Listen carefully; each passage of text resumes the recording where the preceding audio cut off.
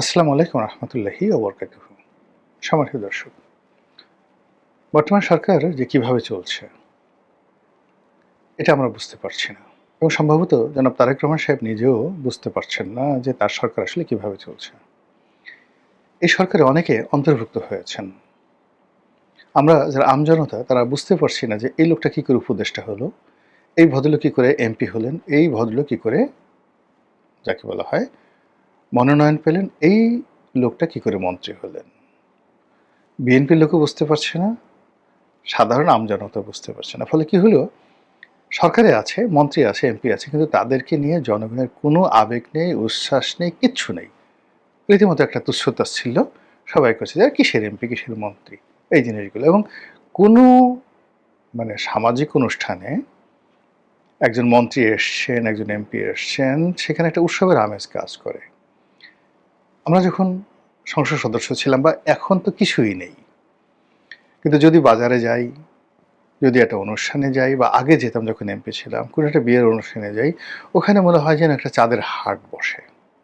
এই সরকারের মধ্যে আপনি দেখেন তো কোন ব্যক্তিটি আছে যিনি গেলে এরকম মানুষ স্বতঃস্ফূর্তভাবে তার কাছে আসবে। কিছু দালাল, কিছু ফুরিয়ার দলের কিছু লোকজন আছে, স্বার্থের জন্য হয়তো একটু ১-২ মিনিটের জন্য দৌড়াদৌড়ি করে, ২-৪টা সেলফি তোলার জন্য।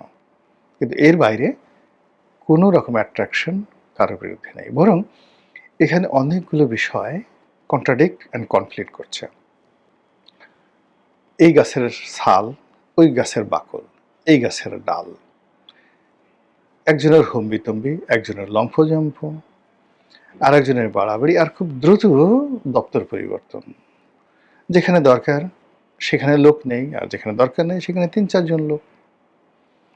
আপনি যোগাযোগ মন্ত্রণালয়ের মতো একটা মন্ত্রণালয় একজন মন্ত্রণালয়ের একজন মন্ত্রী দিয়ে চালানো হচ্ছে। আবার পররাষ্ট্র মন্ত্রণালয়ে ৩ জন মন্ত্রী।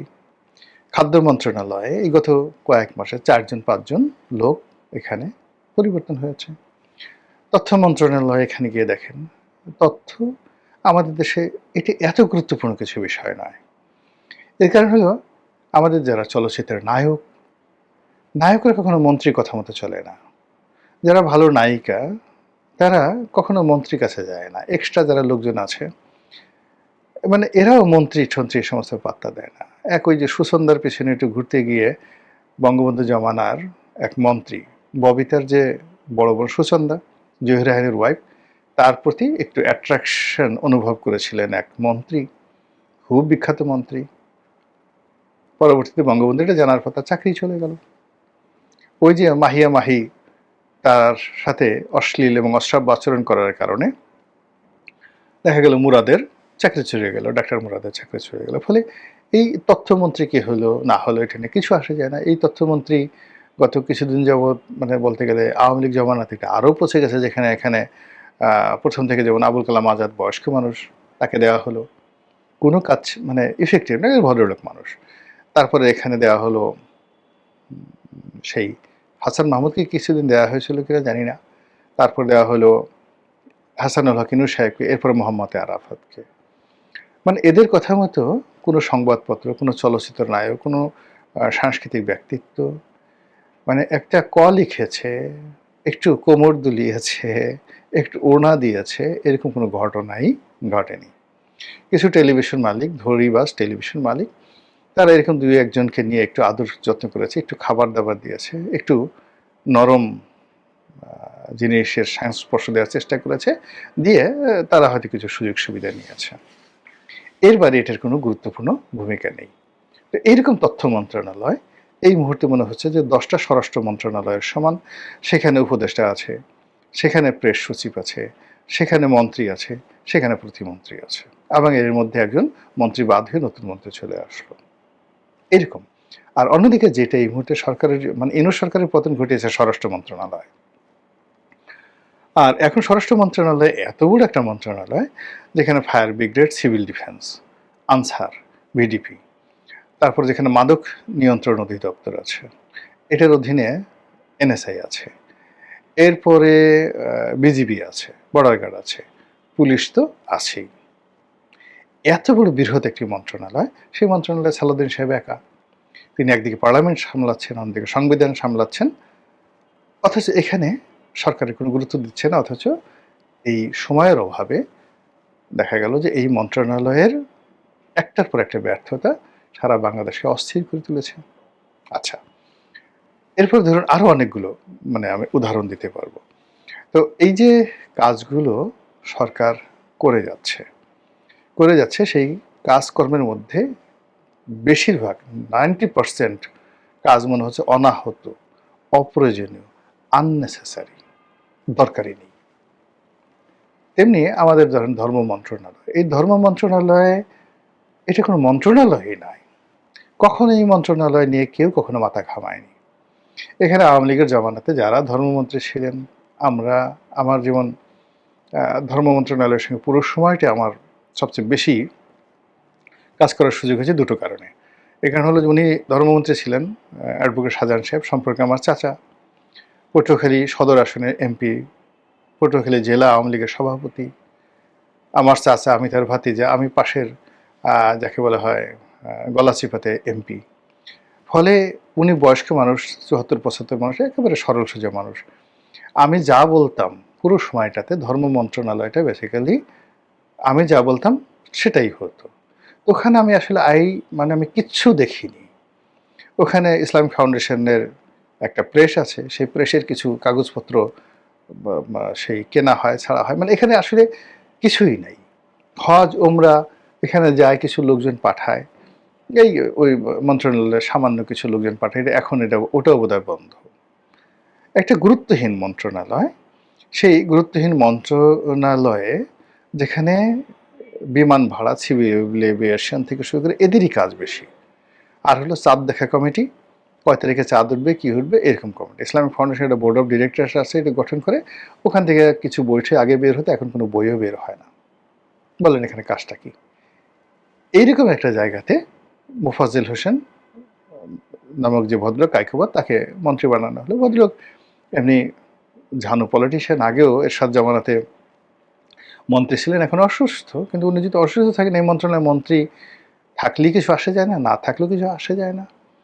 এখানে সচিব থাকলেও কিছু আসে যায় না, না থাকলেও কিছু আসে যায় না। আমার জমানাতে আমরা যখন এমপি ছিলাম, এখানে দেখেছি যারাই ধর্ম মন্ত্রণালয়ের সচিব হয়েছে ধরে নেওয়া হয় যে এটা সবচেয়ে একটা দুর্বল মিনিস্ট্রি এবং সবচেয়ে যাকে বলা হয় নিরীহ গোবেচারা, যে সচিবের দ্বারা কোনো মন্ত্রণালয় চালানো সম্ভব নয়, কিন্তু হয়ে গেছে সচিব, তাকেই ধর্ম সচিব বানানো হলো।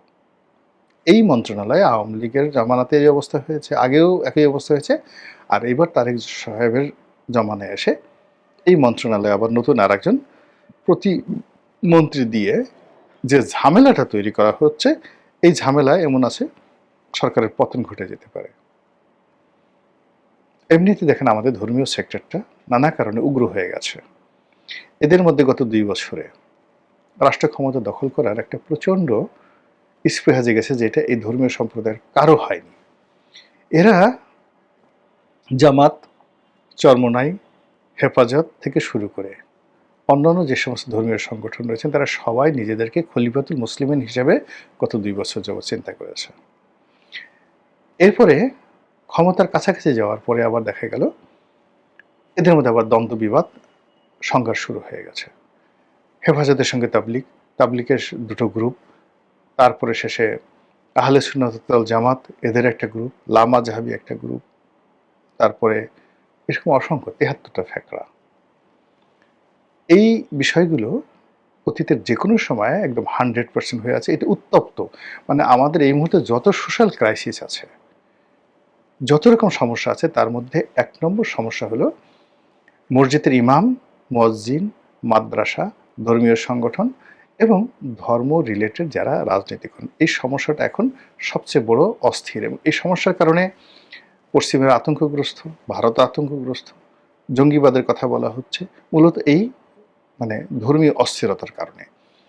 তো এইরকম যখন একটা অবস্থা, সেখানে আসলে সরকারের কি করা উচিত? সেই কাজগুলো না করে সরকার কি করলো? এখানে একজন নতুন ধর্ম প্রতিমন্ত্রী দিল, যার এগেনস্টে ৯৯% মুসলিম, 1% এই সে যে একটা গ্রুপ, সেই গ্রুপকে প্রতিনিধিত্ব করে বলা হচ্ছে লা মাযহাবি, এরা কোনো মাযহাব মানে না। এটা হলো প্রথম। এদের আরেকটি পরিচয় রয়েছে, এরা হলো আহলে হাদিস। তারা হাদিসে কি আছে এই বিষয়গুলো নিয়ে কথাবার্তা বলবে, আর এর বাইরে হাদিস ছাড়া অন্য কোনো কিছু তারা মানে না।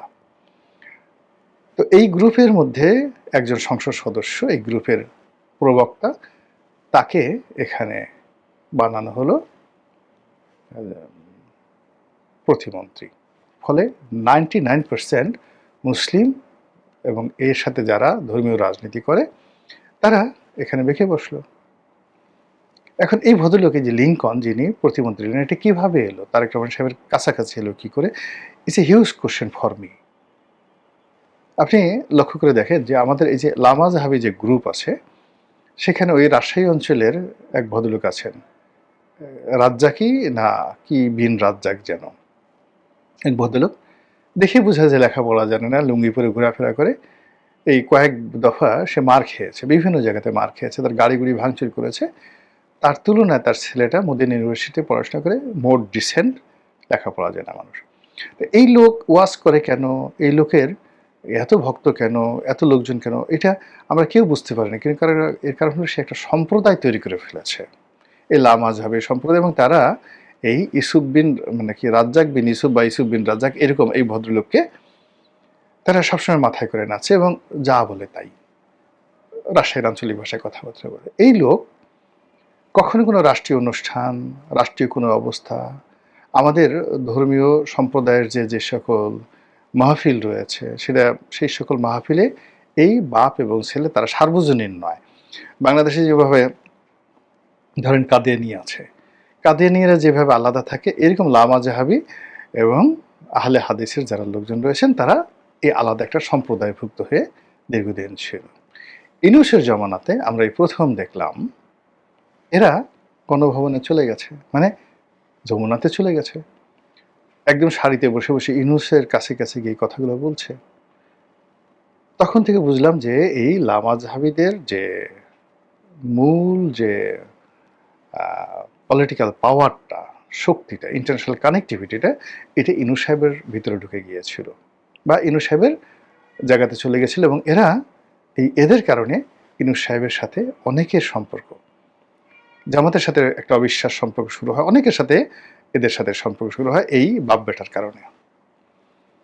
এখন সেই লোকগুলো, মানে সেই বাপ বেটা, সেই লামাজহাবি কিংবা আহলে হাদিস, এরা সেই ইউনূসের জমানাতে যে পাওয়ারফুল হয়ে উঠেছিল, এরা হুট করে এখন মন্ত্রী হয়ে গেল, ঠিক মন্ত্রী গেল। এখন দাবি উঠতেছে ওই যে ওই লোক যে ওয়াজিন লুঙ্গি পরে ঘুরে বেড়ায়, এবং মধ্যে আমি তাকে নিয়ে একটা স্ট্যাটাস দিয়েছিলাম, সে দেখি তারেক রহমান সাহেব সম্ভবত, তারেক রহমান সাহেবের একটা অনুষ্ঠানে সে বোধহয় দেখা করতে আসছিল, আলেম ওলামারা সবাই আসছে, এর মধ্যে এই বাপ বেটাও আসছে। তো সবাই তারেক রহমান সাহেব সবার সাথে যে হ্যান্ডশেক করছে, সবাই দাঁড়িয়েছে, আর সে বসে বসে সে হ্যান্ডশেক করেছিল। তখন আমি বলছিলাম যে এইরকম একটা জাত বেয়াদব আমি মানে আলেমদের মধ্যে, টুপিওয়ালাদের মধ্যে দেখিনি। একজন রাষ্ট্রপ্রধান, সরকার প্রধান, দলের প্রধান, এমনকি ওই ভদ্রলোক যে ভদ্রলোক, তার সাথে তারেক রহমান সাহেবের বয়স বেশি। তারেক রহমান সাহেবের বয়স এখন 62 বছর, ওই ভদ্রলোকের বয়স 55-56 বছরের বেশি হবে না। তো সে উঠে দাঁড়ালো না, অর্থাৎ তার ছেলে তার চেয়ে আধুনিক, তার ছেলে কিন্তু ঠিকই উঠে দাঁড়ালো, কিন্তু সে উঠে দাঁড়ালো না। তাদের ফতোয়া হলো যে হাদিসে নাই, বসে বসে যত বড় লোকই আসুক না কেন তার সম্মানে দাঁড়ানো যাবে না, বসে বসে তার সাথে কথা বলতে হবে, বসে বসে তার সাথে মুসাফা করতে হবে। এই হলো অবস্থা।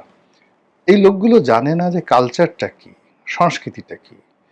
বাংলার সংস্কৃতি আর কলকাতার সংস্কৃতি এক নয়, নেত্রকোনার সংস্কৃতি আর সিলেটের সংস্কৃতি এক নয়, সিলেটের আর বরিশালের সংস্কৃতি এক নয়। এই যে কাস্টম, সংস্কৃতি, প্রথা, এই প্রথা যে কোনো ধর্ম, মত, আইন কানুনের ঊর্ধ্বে। কখনো কোনো ধর্ম প্রথাকে চ্যালেঞ্জ করেনি, প্রথার সঙ্গে কমপ্লাই করেছে। আমরা বাংলাদেশে যে এই যে খাবার খাই, আমরা গরু খাই, আচ্ছা আপনি বলেন তো সৌদি আরবে গরু আছে? আর যখন সৌদি আরবে গরু, হাতি এই জিনিসগুলো ছিল না, তা আমরা এখানে গরু খাই, গরু কিভাবে হারাম হলে এটা আপনার হাদিসে কোথায় পাবেন?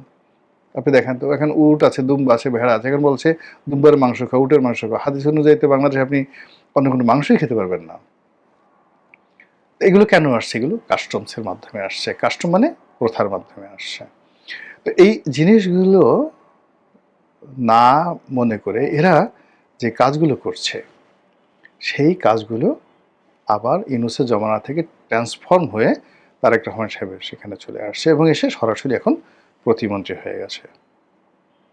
এখন কথায় কথায় হাদিস, বায়তুল মোকাররমে খুতবা দেওয়ার চেষ্টা, এবং এই জিনিসগুলো নিয়ে কবে যে রক্তক্ষয়ী সংঘর্ষ হয়ে যায়, আর সেই সংঘর্ষের দায় কিভাবে যে তারেক রহমান সাহেবকে পরিশোধ করতে হয় একমাত্র আল্লাহ রাব্বুল আলামিন জানেন।